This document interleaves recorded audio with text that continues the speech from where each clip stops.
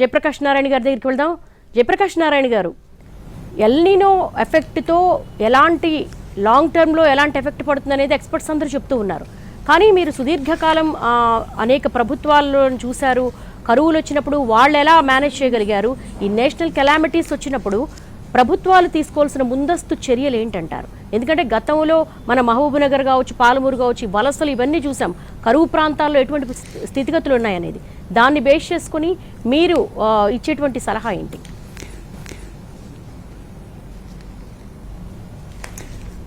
ముందు దేవి భయాందోళనలకి పడాల్సిన అవసరం లేదు. పెద్దలంతా స్పష్టంగా చెప్పారు. ఇది మనకు కొత్తగా వచ్చింది కాదు. అడపదడప వస్తూనే ఉంటే ప్రపంచం అంతా వస్తే మనకు కూడా వచ్చినాయి. నిజానికి గత 15-20 ఏళ్లలో గతంతో పోలిస్తే ఈ దుర్భిక్షాన్ని, వర్షాభావాన్ని తట్టుకునే శక్తి ఈ సమాజంలో, దేశంలో ప్రతి రాష్ట్రంలో పెరిగింది. తెలంగాణలో బాగా పెరిగింది. కాబట్టి అయ్య బాబు ఇదేంటి కొమ్మనిపోతుందన్న భయం అక్కర్లా. ఖచ్చితంగా సమస్య ఉన్నది, ప్రపంచం మొత్తానికి ఉన్నది. రెండోది, ఇంకో మాట ప్రస్ఫుటంగా వచ్చింది వాళ్ళ చర్చలో. తాత్కాలికంగా తంటలు పడతాం. ఇప్పుడు ఉదాహరణకి అశోక్ రెడ్డి గారు చాలా కష్టపడుతున్నారు. ఆయన సంస్థ వాటర్ సప్లై బోర్డు కానీ ఇంకోళ్ళు కానీ, మరి ట్యాంకర్లు పెట్టడం కానీ, ఇప్పుడు వాటర్ హార్వెస్టింగ్ కోసం కొంచెం ముమ్మరం చేయడం కానీ మంచిదే. కానీ ఇందాక మీరు అన్నారు, చేతులు గారా కాకులు పట్టుకోవడం కాదు, దీర్ఘకాల దృక్పథం ఉండాలి. దానికి కేవలం వాటర్ సప్లై బోర్డును ఇంకొకళ్ళను భారం వేస్తే చాలదు.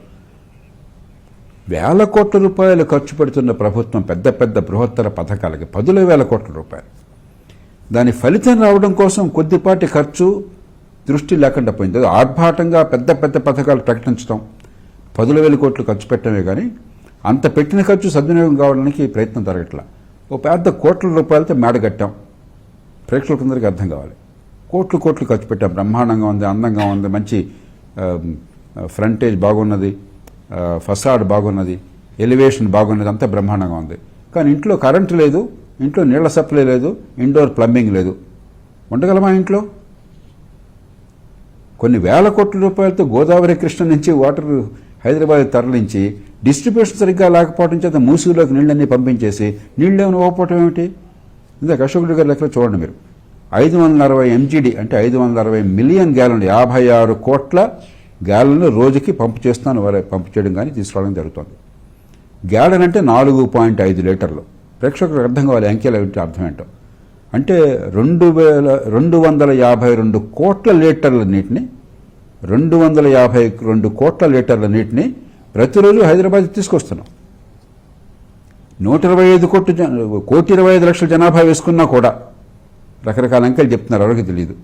125 అనుకుందాం హైదరాబాదు. తలసరి 200 లీటర్ల నీళ్ళు ఉన్నాయి.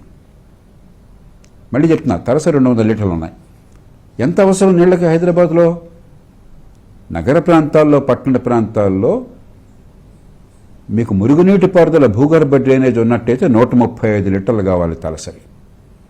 అది లేకపోతే 70 లీటర్లు సరిపోతాయి. గ్రామాల్లో 55 లీటర్లు కావాలి. మనకు 200 లీటర్లు వస్తున్నాయి. లండన్ కంటే ఎక్కువ, మళ్ళీ చెప్తున్నా, లండన్ కంటే ఎక్కువ, ప్యారిస్ కంటే ఎక్కువ, షాంఘై కంటే ఎక్కువ. కానీ మన ఇళ్ళకి నీళ్ళు రావట్లా. ఇది ఎల్నినో తప్పు కాదు. ఎల్నినో తప్పు కానే కాదు, ప్రకృతి శాపం కాదు, పాలకుల పాపం. ఒకరోజు ఒక ప్రభుత్వం ఒకరోజు లేనట్లా ఒక సంస్థ మీద భారం పెడితే చాలదు. మనం రేపన్నది లేకుండా వనరులు వృధా చేసుకుని వేల కోట్లతో పెద్ద పెద్ద పథకాలు చేపట్టి ఫలితం ప్రజలకు అందకుండా చేస్తే మీకు ఎట్లా భవిష్యత్తు బాగుంటుంది? యూరప్లో దేశాలన్నింటిలో మీరు చూస్తే మహానగరాల్లో 150 నుంచి 200 లీటర్లు తలసరి. బాగా సంపన్న దేశాలు గుర్తుంచుకోండి. ఆసియా ఖండంలో పెద్ద పెద్ద నగరాలు కూడా 135 నుంచి 150 లీటర్లు. హైదరాబాద్ 200 లీటర్ల కంటే ఎక్కువ ఉన్నాయి. అలాగే వ్యవసాయం ఖచ్చితంగా గతంతో పోలిస్తే దుర్భిక్షాన్ని తట్టుకునే శక్తి సమాజానికి పెరిగింది. ఇందాకే నేను చెప్పాను, గతంలో దీనికి ఇంతకంటే కాస్త తక్కువ దుర్భిక్ష వచ్చినా కూడా అంత హల్లు నడిపేది, సమాజం గందరగోళంలో పడిపోయేది. ఇవాళ పరిస్థితి లేదు. ఖచ్చితంగా ప్రభుత్వాలు ఏ పార్టీలకు చెందిన జాతీయ స్థాయిలో, రాష్ట్రంలో కొన్ని చర్యలు తీసుకున్నాయి. కానీ తీసుకున్న చర్యల పూర్తి ఫలాలు మనకు అందట్లేదు. ఎందుకని? ఇప్పుడు కూడా ఫ్లడ్ ఇరిగేషను, పొలం వస్తే ఆ పొలంలో వరి వేయటము, ఒక వరదలాగా నీళ్లు పంపించేయటం. ఎన్ని నీళ్లు వచ్చినా కూడా నీళ్లు తాగేస్తుంది, ఫలితం లేదు. ఏమాత్రం నీళ్లు దొరికినా కూడా మనం వెంటనే వరి వేయటము, అవసరం లేని పంట ఇబ్బడి ముబ్బడిగా ఉన్న పంట, నీళ్ళు ఎక్కువ తాగే పంట, అవసరమైన పంటలు, విలువైన పంటలు, రేటు వచ్చే పంటలు కాకుండా మరి మైక్రో ఇరిగేషన్ గురించి ప్రయత్నాలు చేస్తున్నారు. కానీ ఇంకా పెద్ద ఎత్తున రావాలి. నీళ్ళు ఎక్కువ తాగేస్తే పంట వస్తున్నా పొరపాటు. నిజానికి నీళ్ళు ఎక్కువ తాగేస్తే ఎవాపరేషన్, ట్రాన్స్పిరేషన్ లాసెస్ ఎక్కువయ్యి దానివల్ల ఈ మొక్క ఎనర్జీ ఎక్కువగా పోయి పంట దిగుబడి తగ్గుతుంది. మన రైతులకు పాపం తెలియదు. నీళ్ళు ఎంత వస్తే అంత మంచిది అనుకుంటారు తప్పితే సరైన మోతాదులో మనం నీళ్లు, ఎరువులు సరైన పాలనలో పెడితేనే మనకు దిగుబడి వస్తుంది కానీ లాభం వస్తుంది. కానీ ఇష్టం వచ్చినట్టు పెట్టేస్తే ఉపయోగం లేదు. కానీ పాపం రైతులకు జ్ఞానం అందించే వాళ్ళు ఉన్నారా? మనం రైతులకు సాయం చేస్తున్నాం, కానీ తగిన స్థాయిలో చేస్తున్నామా? అలాగే మీరు చెప్పారు మెట్ట ప్రాంతాల్లో అగ్రికల్చరు. హైదరాబాద్లోనే ఇక్రిసాట్ ఎప్పుడో పెట్టాం మనం. ప్రపంచం మొత్తంలోనే దుర్భిక్షాలను ఎదుర్కొనేటువంటి పంటల విషయంలో హైదరాబాద్ ప్రపంచ కేంద్రం. దాని పూర్తిగా ఫలితాలు వాడుకుంటున్నాం మనం. అంచేత వాటర్ హార్వెస్టింగ్ అనుకున్నాం. మన పట్టణాల్లో కావచ్చు, అశోక్ రెడ్డి గారు చెప్పారు, చాలా అవసరమైన 100 రూపాయల అవసరం. మొక్కుబడిగా చేయటం కాదు, దానికి ప్రతిఘటించడం కాదు. కనీసం సంక్షోభం వచ్చింది కాబట్టి మనమంతా మేలుకుంటే సంతోషం. మరి గ్రామ ప్రాంతాల్లో కూడా, పొలాల్లో కూడా, అరే వర్షం బోళ్ళంత నీళ్ళు ఇస్తుంది కదా మీకు, ఒక నెల అట్టైనా ఒక నీటినా, ఆ నీళ్లు అక్కడే భూగర్భంలోకి వెళ్ళి ఏర్పాటు చేయొచ్చు, అక్కడే మనలో చేసుకోవచ్చు. కొంత భూమిని దాన్ని వాడుకోవచ్చు. ఈ ప్రయత్నాలు ముమ్మరం చేసి దీర్ఘకాలం దీన్ని ఎదుర్కొనే శక్తి కావాలి. అంతేగాని దీనికి బెంబెలపడాల్సిన అవసరం లేదు. దీని ప్రభావం 2-3 ఏళ్ళు ఉండదు. ఎల్నినో ఎప్పుడు కూడా 9 నుంచి 12 నెలలు ఉంటుంది. వచ్చే ఏడాది మార్చి, ఏప్రిల్ దాకా, వచ్చే ఋతువు, మళ్ళీ వచ్చే సంవత్సరం వర్షాలు వచ్చేదాకా, వచ్చే ఎండాకాలం దాకా. కాబట్టి ఈ 7 నెలలు తట్టుకుందాం, తంటాలు పడదాం. ఇప్పటికి ఆలస్యంగానే మేలుకుందాం. ఇప్పటికైనా చేపట్టించవలసిన చర్యలు చేపడదాం.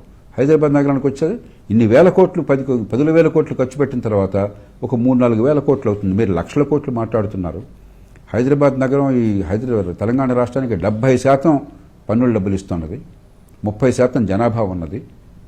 హైదరాబాద్ నగరం లేకపోతే తెలంగాణలో ప్రభుత్వానికి ఆదాయమే ఉండదు.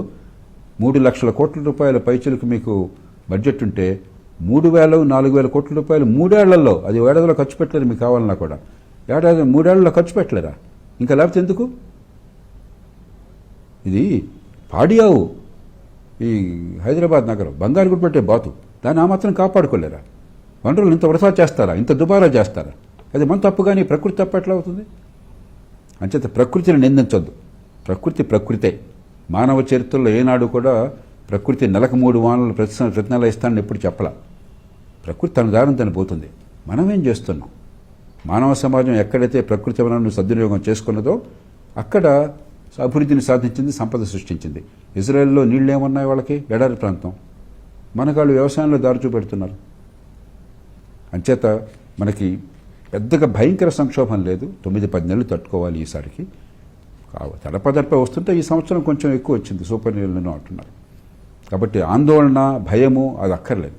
కానీ మనం ఇప్పటికైనా గుణపాఠాలు నేర్చుకోవాలి. స్వల్పకాలికంగా ఇప్పుడు తట్టుకోవడం కోసం వెంటనే ప్రజల ఇబ్బంది లేకుండా తాగునీరు కానీ, లేకపోతే పంటల నీళ్లు కానీ, లేకపోతే పరిశ్రమ నీళ్లు కానీ దానికి ఎలా పొదుపురితనంతో పాటించడం. మంచినీళ్ళు విచ్చలుగా ఖర్చు పెట్టినప్పుడు ట్యాప్ ఆన్ చేసి ఇంట్లో పడుకుంటే ఎట్లాగా? ఇప్పుడు కూడా మీరు చాలా చోట్ల రోడ్డు మీదకి ప్రవహిస్తూ కనిపిస్తాం మీకు నీళ్లు. కానీ మనం కూడా బాధ్యత చూపెట్టాలి.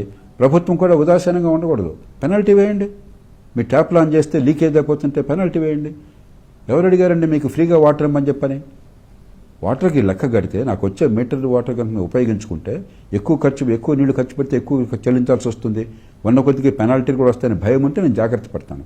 నాదేమో అయింది, ట్యాప్ ఆన్ చేసి పడుకుంటాను, ఆ నీళ్ళు అలా పోతే మళ్ళీ మూసిలోకి వెళ్ళిపోతాను చెప్పి నేను అనుకుంటే అది అన్యాయం కదా. మరి ప్రభుత్వం ఏం చేస్తున్నది? అలసత్వాన్ని పెంచుతున్నది. ఏదో 4 ఓట్లు పడతాయని ఓట్ల పోడా. ఇవి ఇలాంటప్పుడు కనీసం ఓట్లు పోతాయన్న భయం ఉంటే ప్రభుత్వాలు మేల్కొంటాయి. Thanks for joining us, Jayaprakash గారు. పాఠాలు నేర్చుకుందాం కానీ ప్రకృతిని నిందించొద్దు, భయాందోళన రెచ్చగొట్టొద్దు. దీన్ని ఒక అవకాశంగా మలుచుకుందాం. ఈ పాఠాలు నేర్చుకుందాం. ఎప్పటికైనా సమయం మించిపోయింది లేదు. ఈ తప్పుని సవరించినట్టయితే భవిష్యత్తులో మరింత గట్టిగా నీటి ఎద్దడిని తట్టుకోగలం. Thank you so much for joining us and thanks for analysis Jayaprakash Narayan గారు.